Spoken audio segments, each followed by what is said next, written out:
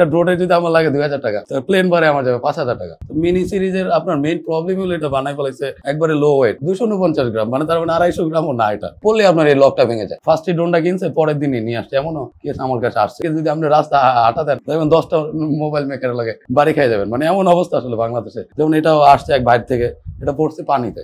তো পানিতে পড়ার পর থেকে এটা আসলে নানান রোগ, 1 মাস হয়ে গেছে, ওই ভাইও নিতে আসছে না, কারণ পানিতে পড়ে সে নিজেই ভয় পেয়ে গেছে আসলে আমার অনেকে হয়েছে কি হয় না।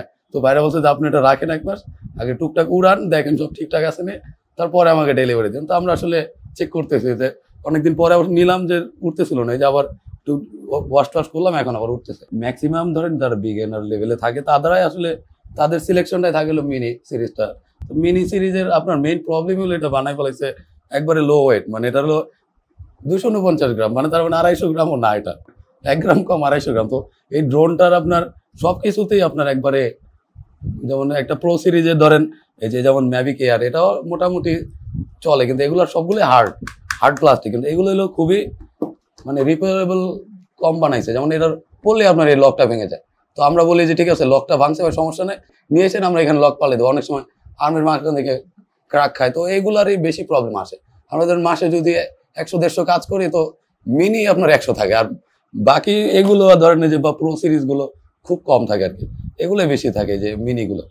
তো আসলে বিগিনারদের একটাই বলবো যে তারা একটু সাবধানে, যেহেতু প্রথম অবস্থা তারা ইউটিউবে বিভিন্ন টিউটোরিয়াল আছে, একটু খোলা ওপেন ফিল্ডে নিলে এটার সাথে অনেক সেন্সর দেওয়া থাকে, আবার হিউম্যান ডিটেক্ট বা আয়ার সেন্সর, পরে লাইডার সেন্সর অনেক থাকে, কিন্তু তারপরেও আসলে এগুলো অনেক প্রতিকূলতা থাকে।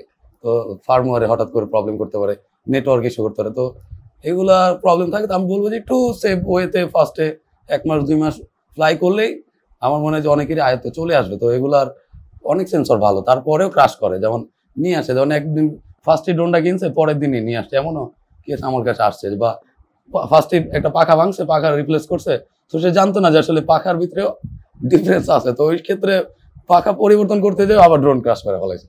তো অনেক স্টোরি আসলে আমাদের এখানে দেখা হয়। তো ম্যাক্সিমামই বিগিনার আর কি।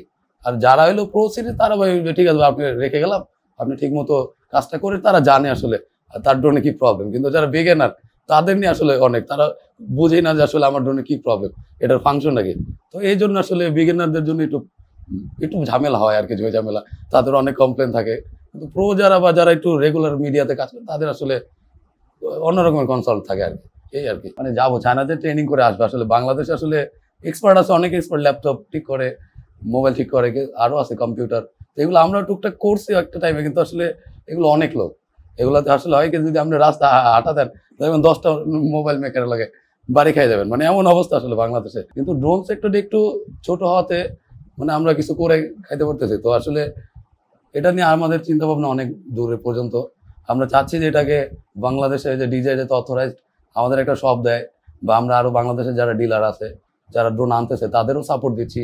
মানে হয়তো বা ভিজুয়াল না, আমরা নিচে নিচে মানে তলে তলে একটু সাপোর্ট দেওয়ার চেষ্টা করতেছে, কারণ তাদেরও প্রবলেম হয়। তারা একটা ড্রোন তো ডিজের থেকে চাইলে ওয়ারেন্টি ক্লেম করতে পারে, কিন্তু একটা যে কস্টিং, বাংলাদেশ থেকে এটা পার্সেল করে আবার ওই দেশে পাঠানো, ওই দেশ থেকে আবার নিয়ে আসা, তো আসলে একটা ড্রোনে যদি আমার লাগে 2000 টাকা, তো প্লেন ভাড়া আমার যাবে 5000 টাকা। তো এই জন্য অনেকে বলে যে আপনারা ঠিক করে দেন, তো এটা আমরা করে দিচ্ছি অনেকের জন্য। তাই